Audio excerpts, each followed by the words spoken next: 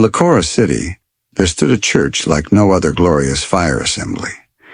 Its towering glass walls shone under the sun, and every Sunday the building overflowed with people. Worshippers traveled from across Nigeria just to hear one man speak, Pastor Daniel Okoro. Pastor Daniel was a name that carried weight. His words were sharp yet soothing. His prayers seemed to bring healing, and his presence commanded respect. To his followers, he was more than a pastor. He was God's chosen vessel. They pointed to the testimonies of the sick who claimed healing, the poor who received aid, and couples who said their marriages were saved after his blessings. But what no one knew was that Pastor Daniel's charisma was a mask. Behind the pulpit, hidden from the eyes of the faithful, he carried secrets darker than anyone imagined. Secrets that would one day threaten to destroy not only him, but everyone around him. One evening, after a powerful mid-week service that left the congregation singing praises long after dismissal, Pastor Daniel sat alone in his lavish office. The air smelled of imported cologne, and the gold-plated clock ticked softly on the wall. He leaned back in his leather chair, reviewing his notes for the next sermon when his phone buzzed. It was a text message from an unknown number. God is watching you. Change your ways before it's too late. He stared at it for a moment. A lesser man might have panicked, but Daniel only smirked. With one swipe, he deleted the message and muttered to himself, "Who can challenge the anointed of God?" Little did he know, this was the first crack in a facade that was about to shatter. In a modest one-room apartment in Lekora's outskirts, Chioma Nwankwo folded her mother's hospital bills with trembling hands. Her mother, weak from illness, needed medication that cost more than Chioma could afford. Every day, she prayed for a miracle. That miracle seemed to come when she was offered a position as the personal assistant to Pastor Daniel Okoro. To the world, it was a dream job to serve the most powerful pastor in Lekora City. Friends congratulated her, neighbors whispered enviously, and her mother managed a weak smile, saying, "My daughter, God has answered us." But Chioma's heart carried a heavy secret, one she dared not share with anyone. She was HIV positive, a condition she managed quietly, determined not to let it define her. To her, this job wasn't just employment. It was survival. On her first day, she wore a simple pink blouse and navy skirt, her hair neatly tied back. Nervous but hopeful, she knocked on the grand office door. "Come in," Pastor Daniel's deep voice commanded. Chioma stepped inside, forcing a smile. "Good afternoon, sir." Pastor Daniel rose, his smile warm but his eyes unreadable. "Ah, you must be Chioma. Welcome. I've heard good things about you." She thanked him politely, her hands clasped together. He gestured for her to sit. "This job," he began, "requires loyalty, sacrifice, and discretion. Here at Glorious Fire Assembly, we are not just workers, we are family. And in this family, trust is everything." Chioma nodded firmly. "Yes, sir, I am ready to give my best." He smiled wider, though something about that smile unsettled her. As she left the office, a whisper rose within her heart, a warning. His charm was too polished, his words too perfect, like a mask hiding something unseen. But Chioma reminded herself of her mother's face, frail on the hospital bed. She couldn't afford doubts. She needed this job. Still, the quiet voice in her spirit whispered, "Be careful, Chioma. This blessing may cost more than you are ready to give." For the first 2 weeks, Chioma Nwankwo worked diligently as Pastor Daniel's personal assistant.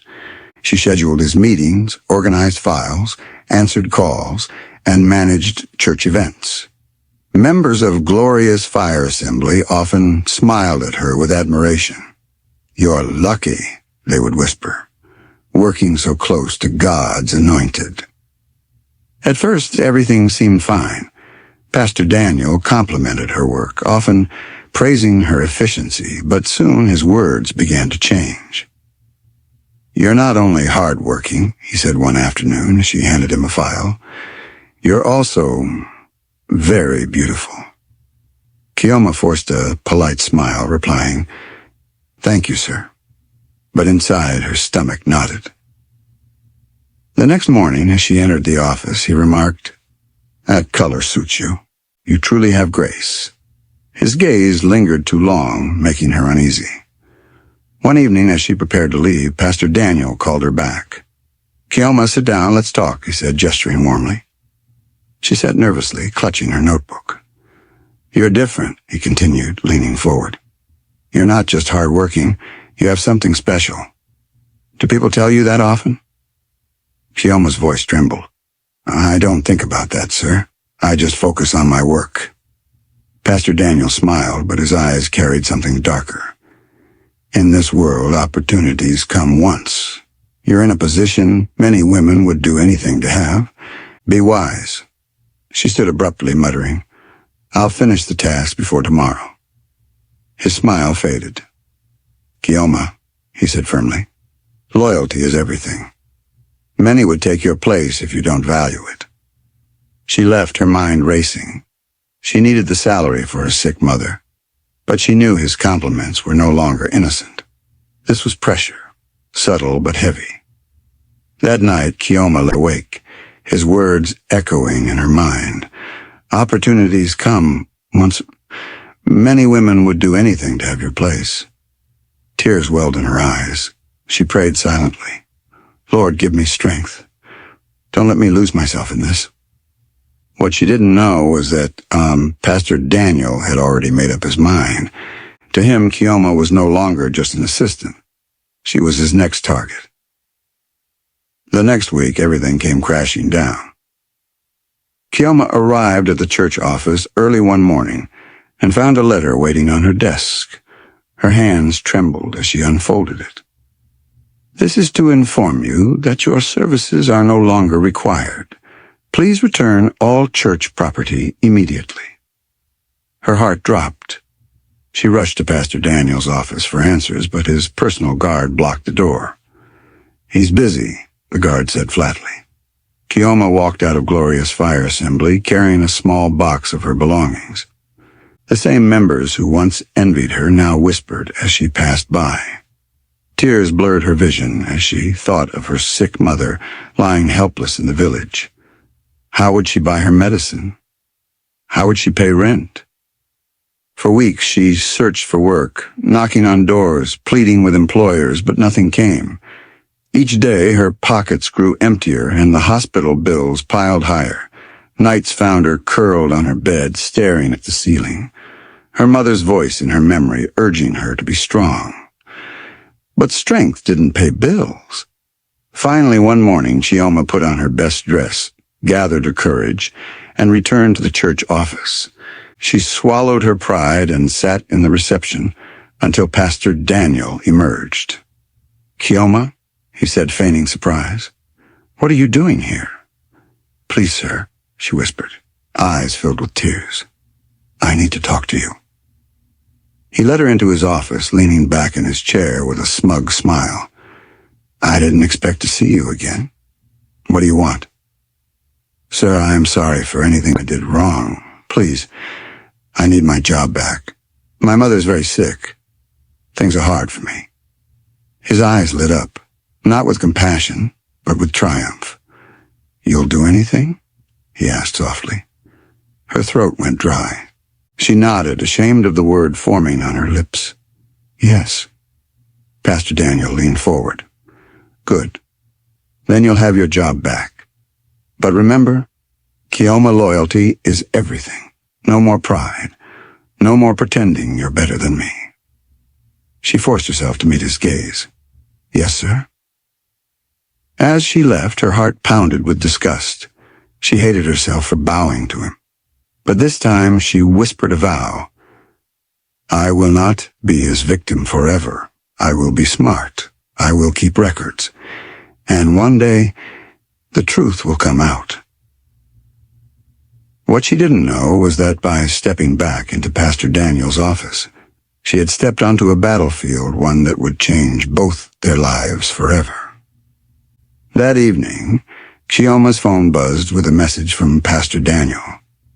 "Meet me tonight. Not at the office, somewhere private. I'll send the address." Her chest tightened. The address was to a luxury hotel in Lekora City. She closed her eyes, whispering a prayer for strength. This was the price of keeping her job, the cost of her mother's medicine. But she also remembered her vow she would not be a silent victim.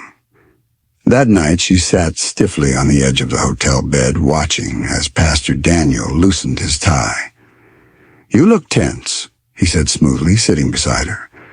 "I'm fine, sir," she muttered. He chuckled. "No need to call me sir here.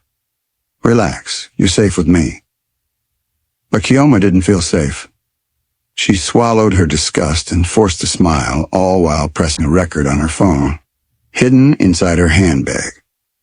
Over the weeks, this became a routine.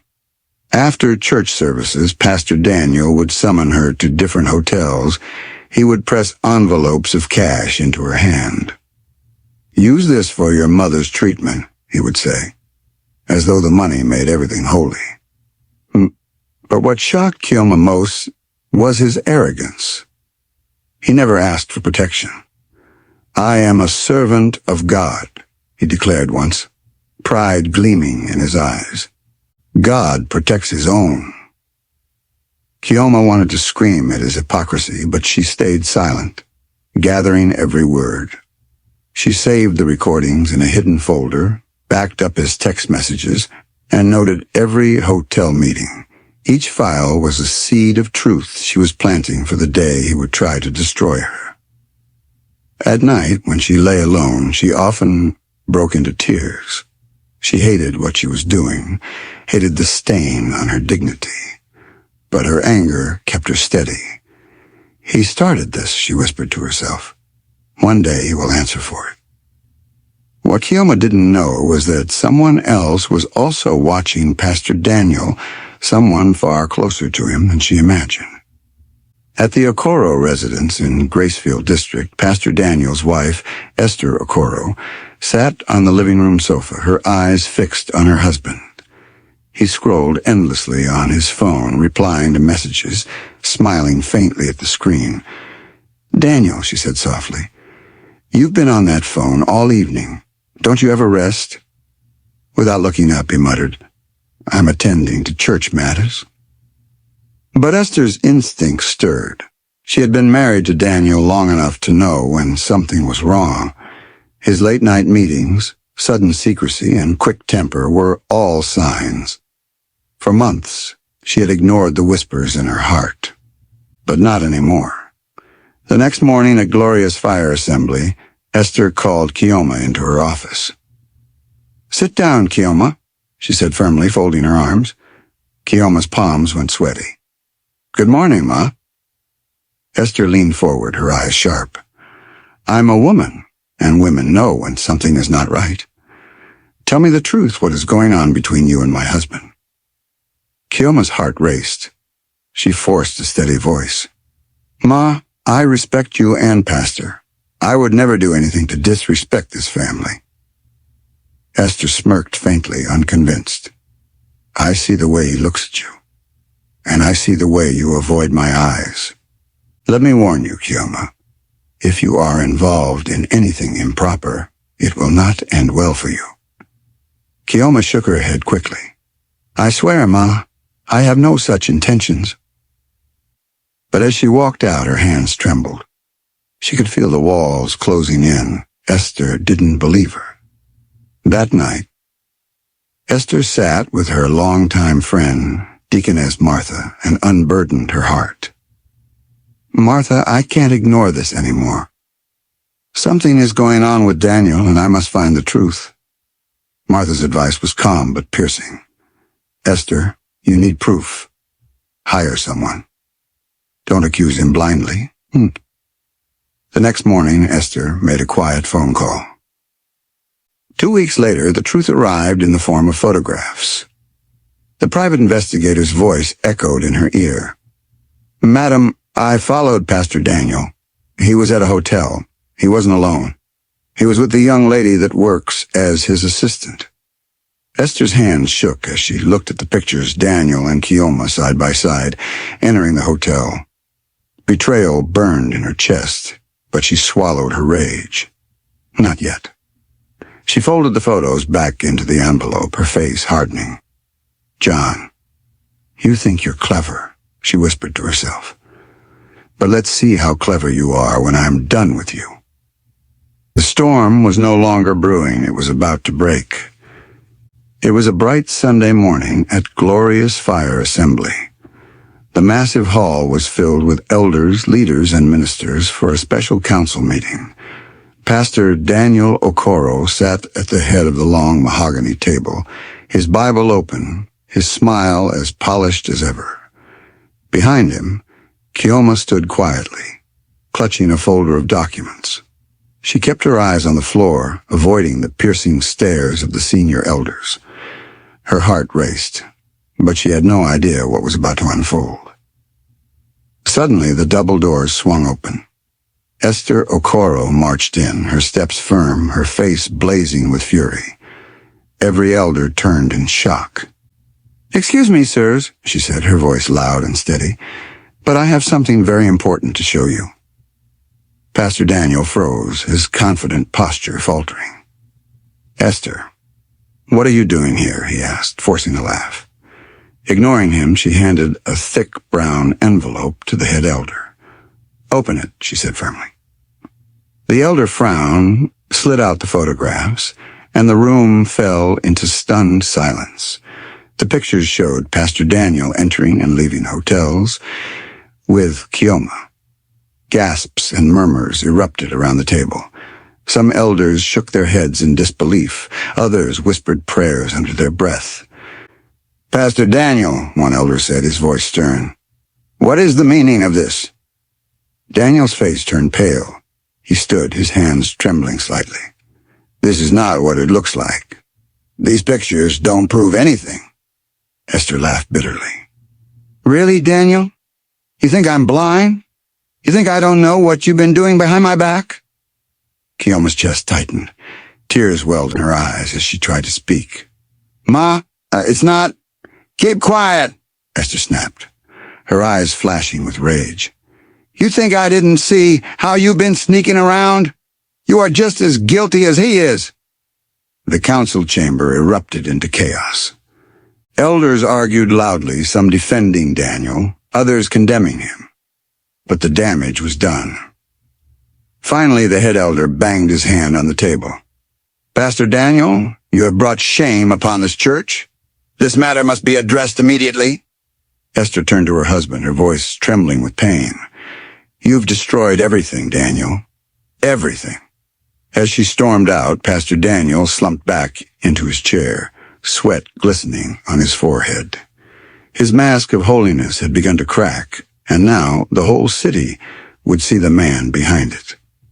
Days after the explosive elders' meeting, whispers spread across Lekora City. The once revered pastor, Daniel Okoro, was the subject of gossip, yet he still clung to his dignity, plotting his next move. Meanwhile, Chioma sat in her small apartment, washing her clothes in a plastic basin when a loud knock rattled her door. She wiped her hands and opened it only to find 2 uniformed police officers. "Are you Miss Chioma Nwankwo?" one asked, his expression stern. "Yes," she answered cautiously. "Is there a problem?" The officer pulled out a folded paper. "You are under arrest for knowingly transmitting HIV to Pastor Daniel Okoro." Chioma's breath caught in her throat. "What? No, that's not true." Before she could protest further, cold metal handcuffs closed around her wrists. Neighbors gathered, whispering and pointing. "Is that not Chioma?" one woman muttered. "What did she do?" another whispered. Chioma's cheeks burned with shame as she was led into the waiting van. At the police station, she sat trembling in the interrogation room. A senior officer entered with a file and adjusted his glasses. "Ms. Nwankwo," he began. Pastor Daniel claims you knew your condition but hid it from him. Is this true?" Tears streamed down her face. "No, sir. He knew. He never cared. He said he was a man of God, that nothing could harm him." The officer frowned. "Do you have proof of this?" Chioma lifted her chin, her voice steadier now. "Yes. I kept recordings. I saved his messages. I knew one day he might try something like this." The officer leaned back, surprised. "Recordings, you say? Good. We'll need those." As she was led to a holding cell, Chioma's mind was a storm of fear and resolve. Pastor Daniel had turned the tables, trying to destroy her. But deep down, she clung to a single thought. He may have power, but I have the truth, and one day the truth will set me free. Oh. The Lekora High Court buzzed with tension. Crowds pressed against the walls, eager to witness the case that had shaken Glorious Fire Assembly and the entire city. At the defendant's table, Chioma Nwankwo sat with trembling hands. Beside her, Barrister Emeka Duru, her lawyer, leaned close. "Stay calm, Chioma," he whispered. "We have strong evidence. Just trust me." Across the room, Pastor Daniel Okoro sat, looking frail but determined. His Bible clutched tightly as though it were his shield. His wife, Esther, sat in the audience, her face like stone. The judge banged the gavel. "Order in the court. Let the proceedings begin." Pastor Daniel's lawyer rose first, painting Daniel as the victim. "My client trusted this young woman," he declared, pointing at Chioma. "She deceived him, hid her condition, and deliberately harmed him. This is betrayal of the worst kind." Whispers rippled through the crowd. Chioma's heart sank. Then it was Barrister Emeka's turn. He stood tall, holding a thick file. "Your Honor, my client is not a deceiver. She is the victim of manipulation and abuse of power." He opened the file and pulled out printed text messages. "Here is a message from Pastor Daniel himself. Chioma, don't forget who gave you this job. If you want to keep it, you know what to do." Gasps filled the room. Emeka pressed on. "We also have recordings where Pastor Daniel dismisses her health status, claiming, and I quote, 'I am a man of God. Nothing can harm me.'" The judge nodded gravely. One by one, witnesses took the stand. The private investigator testified, confirming he had followed Daniel to multiple hotels, with Chioma always arranged and paid for by him. Then came the most shocking moment. Other women stepped forward. Ifeoma, her hands shaking, spoke first. "He promised me a scholarship, but later he demanded things I couldn't refuse." Halima followed. "He said I was chosen by God to be close to him. I believed him. But it was all lies." Finally, Blessing broke into tears as she recounted her ordeal. The courtroom listened in stunned silence as story after story revealed a pattern of abuse. When Pastor Daniel was called to testify, he stood weakly, his voice trembling. "I am a man of God. These women are lying to destroy me. I may have been weak, but I never harmed anyone intentionally." Barrister Emeka's voice cut through the silence. "Then tell us, Pastor Daniel, if you are a man of God, why did you meet Chioma in hotels? Why did you threaten her job if she refused you? Why do multiple women tell the same story?" The courtroom held its breath. For the first time, Pastor Daniel had no answer. He simply lowered his head. The final day of the trial dawned heavy with anticipation. Crowds gathered outside Lekora High Court, their voices rising in heated debates. Some came to defend their beloved pastor, others to see justice done. Inside, the air was thick with tension. Chioma Nwankwo sat quietly at the defendant's table, her hands clasped so tightly they ached. Across the room, Pastor Daniel Okoro sat hunched, sweat glistening on his forehead, his once commanding presence reduced to a shadow. The judge entered, and the room fell silent. The gavel struck. After reviewing all evidence and testimonies presented, the judge began, his voice steady, this court finds no proof that the defendant, Ms. Chioma Nwankwo, deliberately infected Pastor Daniel Okoro with HIV. Medical records have shown that Pastor Daniel's condition predates his relationship with the defendant. A ripple of shock ran through the audience. Furthermore, the judge continued, the testimonies of multiple women and the evidence presented clearly reveal a pattern of abuse and exploitation by Pastor Daniel Okoro. Therefore, Ms. Nwankwo is hereby declared not guilty on all charges. The courtroom erupted. Some cheered, others gasped in disbelief, and a few shook their heads in anger. At the defense table, Barrister Emeka Duru leaned toward Chioma, whispering, "It's over. You're free." Tears welled in her eyes, not tears of triumph, but of release. She had fought to survive, and though scarred, she had not been destroyed. Across the room, Pastor Daniel sat frozen. His congregation had turned against him, his ministry was collapsing, and his wife, Esther, refused to meet his gaze.